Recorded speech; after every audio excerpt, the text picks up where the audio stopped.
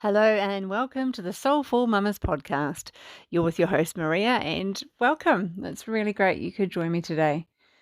Hopefully if your children are still at school, they each had a really great holiday in the break time and have settled back into wherever it is they go, whether it's homeschooling or school, kindergarten, maybe they've left school. Hopefully that transition has gone well for all of you. Mine have settled back in, and it feels like it was a distant memory, the holidays. Isn't it funny how it sort of evaporates from our minds? Well, it's no longer at the fore of our mind, unfortunately. So today it's you and me, and I want to talk about several different things.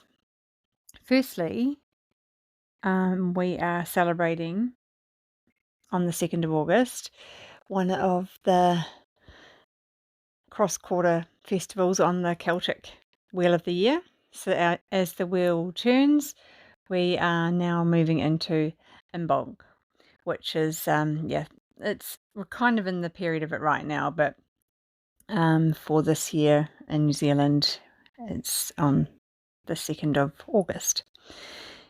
And Imbolc is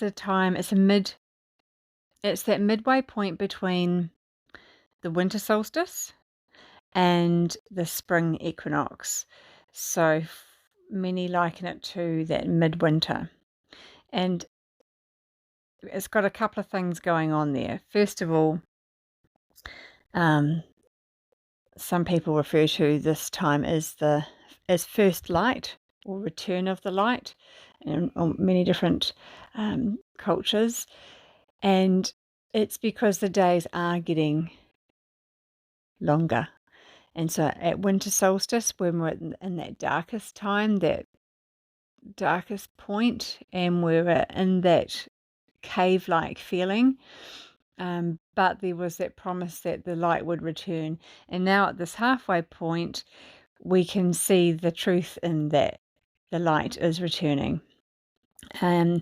However, being midwinter, we are also in the depths of the real, true, wintry, cold feeling. And this week especially, King Winter has shown us exactly who he is. And the rain and the grey, dreary skies, and it's been cold and windy, and all seasons almost, it feels like. But yeah, very cold, very cold. And so we're battling with, if you want to call it battling, it's not exactly though, is it? But we are working with that. But we also know that it is getting lighter. And in that light, the very, very first glimpses of spring are just peeking through and being really brave and showing their beautiful wee faces to us. So the first daffodils and the snowdrops, and I've been noticing a lot of the trees, the blossoms are starting to come. The buds are fuller and even blossoming. The magnolia blossoms are coming out, and yeah, there's that. It's exciting because there's that promise, that stirring of life, and it's happening. So even though it's cold and the fire's going all day long, it's still that spring is truly coming. It's on its way. And I'm not sure if you can hear, I was recording this outside, but it got a bit noisy with my symphony going on. I've got sheep next door making a bit of a chorus. And I think, well, actually, Imbolc is named, its meaning is in the belly.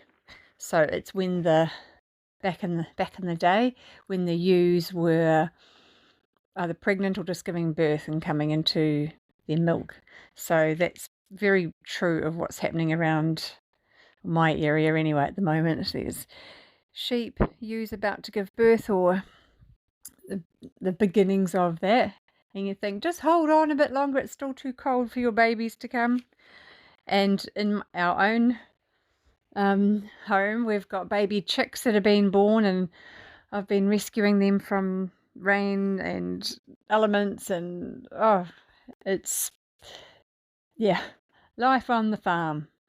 So there's new life showing itself to us everywhere at the moment. So this is the picture of Imbolc, that picture of the return of the light, and that promise. Spring's promise is ringing true. There's that truth. So we can come out of our cave a little bit.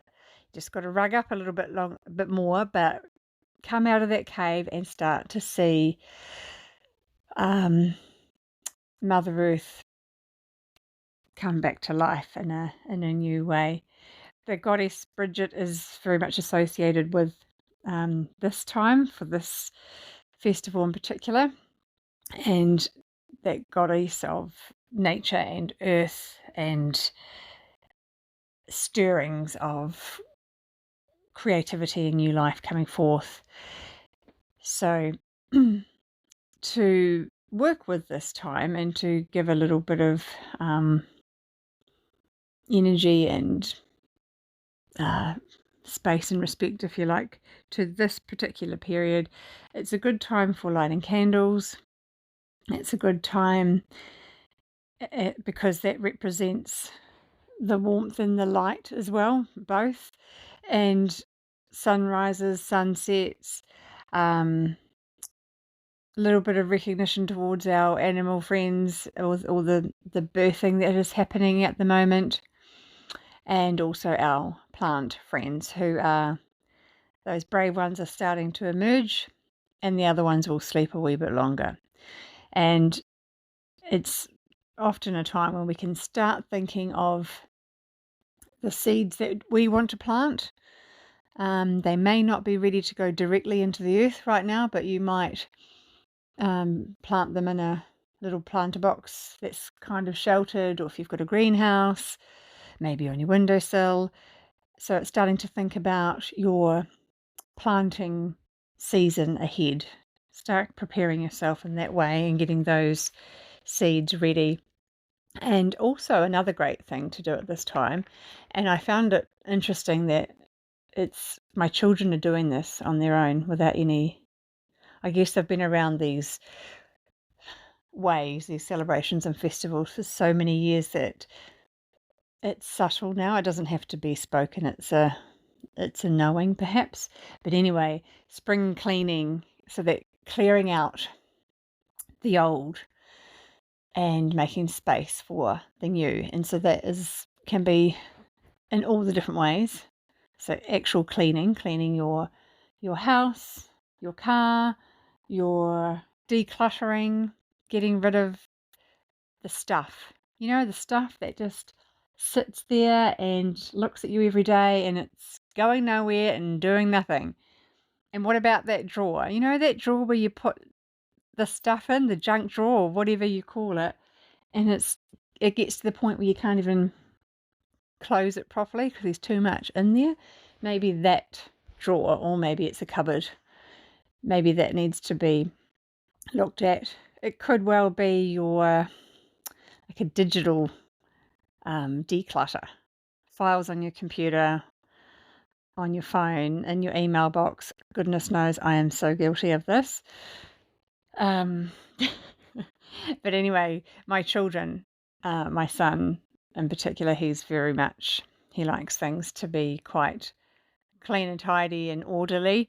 So he's been on this big cleaning mission over the last week probably, and he's come up with this idea that he wants to start his own little business of cleaning cars inside and out, because he's very, very particular. He's quite a perfectionist to a fault, actually, but anyway, he does a really good job. So it's interesting that he's in that energy, and even my daughter is too, and she's the one that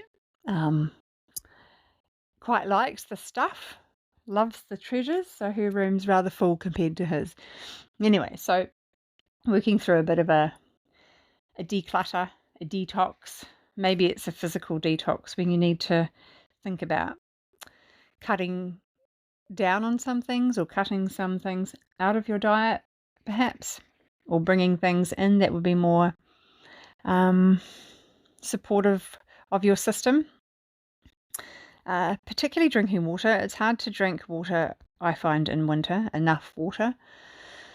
So I kind of get around it by just having more hot drinks, more warm drinks, lemon drinks, herbal teas, that type of thing. So I'm still getting my, hydration, because it is an area that I definitely know I need to work on a little bit more. Yeah, so that's the season we're in here in New Zealand, or the Southern Hemisphere, Imbolc. And you can make this as simple or extravagant as you like. If you'd like to have more ideas or specific details, tips, reach out to me and I will happily share some more with you. And the other thing, speaking of clearing out the old and making way for the new, we are coming into a new moon on Sunday, the 4th of August, and new moon in Leo. And it's Leo represents creativity and courage and joy and fun and kind of a sparkly type of energy. It's just how I perceive Leo to be, and has a that strength and confidence about what they're doing, or what we're doing in that time. So if you think of if your sun sign, if you are a Leo, you'll be feeling this even more so. So it's such an amazing, potent time to do set intentions this cycle for yourself, but not just if you're Leo, for all of us, but really tap into your creative side. Make it fun, a bit more light. There's been some big things happen on a more global scale lately, and it brings it brings a heaviness around our thoughts, and just a general, that collective energy as a whole is a little bit heavy, and it swings us more towards the negative or worry, doubt, fear, that side of things. And it's beautiful that Leo is a very, very timely reminder that we can swing back, and there's always the opposite of that is also true, and we can find that too, the sparks of goodness and happiness and joy. And you know what? You're listening to this podcast, so you are most likely a mama, or a parent. At least you're a parent of a children. And what better way to find joy and be in the moment and have fun and tap into that sort of sparkly side of yourself is to get down and play with your children, have fun. They are constant examples of how to do this effortlessly. And we forget, don't we? We just forget as adults. We get caught up in our very, very busy, important lives, and we forget to have fun sometimes. So watch them. Watch how they can just create anything out of nothing and have the best time. And time just stands still when you're in that beautiful, beautiful energy of play, true play, where they're dropping into presence. That's what is happening for them. They are absolutely in that present moment, and it's so beautiful to watch. And they are lovely reminders for us that it's important we do the same. And it's thinking of a creative outlet that lights you up. What is that? And there's millions of them. whether it's, dance or drawing, or whether it's clay or woodwork or building or gardening or, I don't know, climbing mountains or jumping off mountains, whatever it is, do that. Do more of the thing that really lights you up and brings you into that wonderful, joyous, creative energy that is inherently you. Yeah. And it's also another really good time to tap into and work with your own inner child. And I think I'll probably do a whole separate conversation on this sort of work, but it's very potent, it's very powerful, and really important. I'm finding right now, many of the clients I am working with, this is part of this is what's coming up. It's not something that I'm intentionally saying, right, let's look at your inner child. It's something that it's almost like the inner child in each person is coming out and presenting themselves. Here I am. And it's really interesting and it's beautiful, actually, really, really beautiful work. So again, reach out to me if you want to know more, or tap into that aspect of yourself. And lastly, I just wanted to mention that I am going to run another cycle of The Wheel Turns. We did a 6-week, I think it was 6 weeks, maybe 7, not sure, block the last section going from Samhain up to winter solstice. And now I am offering this again starting next week, next Thursday, on the Lionsgate portal, 8th of the 8th. So we'll be talking about that more in depth, which is exciting. And then we'll go through until the 26th, I think it is, of September, around the sort of finishing with the spring equinox and having a little ceremony around that. And so what do we do in these spaces? So it's a online space. It's you imagine an online circle where like-minded soulful mamas like yourself come together, and we drop into a sacred space. And in that space, where everything remains in that space, whatever's spoken, it stays in that circle. And there is a big emphasis. I love the word sacred, and if you know me, you've been listening to me, I use it quite often, and I strive and endeavor to seek and find the sacred in everything. So there's a lot of sacred language that is used, and soul journeys / meditations, they kind of interchange.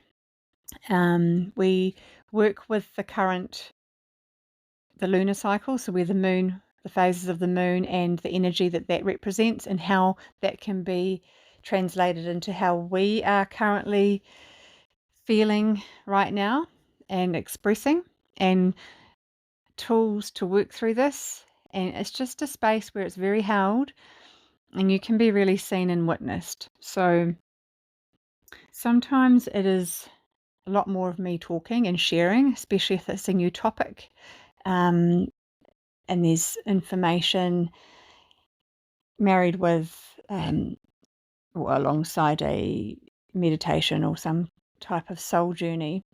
And sometimes there's a bit more discussion, and I'm very I like to flow. So I have a format I am following. However, I read the energy of the group in that moment, and we weave that in as well. So I don't really do rigid. Yeah, so that's a snippet of what that looks like. But it's every week. It's a weekly meet up, Thursday evenings, for 8 weeks, starting next Thursday. So if you're interested, you can email me, maria@parentingwithsoul.com, and I can give you more information. Or if Instagram or Facebook is your preferred way of communicating, just drop me a message. Yeah, the groups are relatively small in size, so it feels very supportive and held, and everyone gets an opportunity to be witnessed, basically, and it's beautiful. Our last one I absolutely loved, and yeah, I felt like something was almost missing when I had a few weeks break.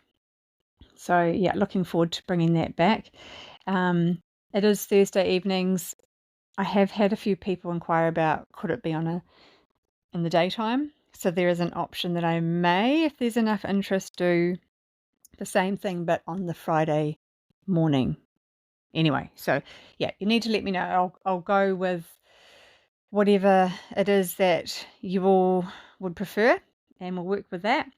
But yeah, really excited to bring that to you. And yeah, in the meantime, have a really beautiful, soul filling week. Really think about this, harnessing this energy of this new moon in Leo. Set your intentions. What is it that you want to plant? What is it that you want to grow, to flourish? How is it that you play? And do you play? And if you don't, how could you, find ways to tap into that energy? Your children, your nieces and nephews, or your grandchildren, just just observe when you're out. Put a conscious thought on the children that you see around you, and just watch how they interact with the world and how the world responds back to them. It's quite magical, so magical. Yeah, and if you feel that anyone may benefit from this episode or learning a little bit more about Imbolc, the new moon, my latest offering, please do share it. Happy for it to go far and wide. And yeah, thank you. I appreciate you, and I will see you next week.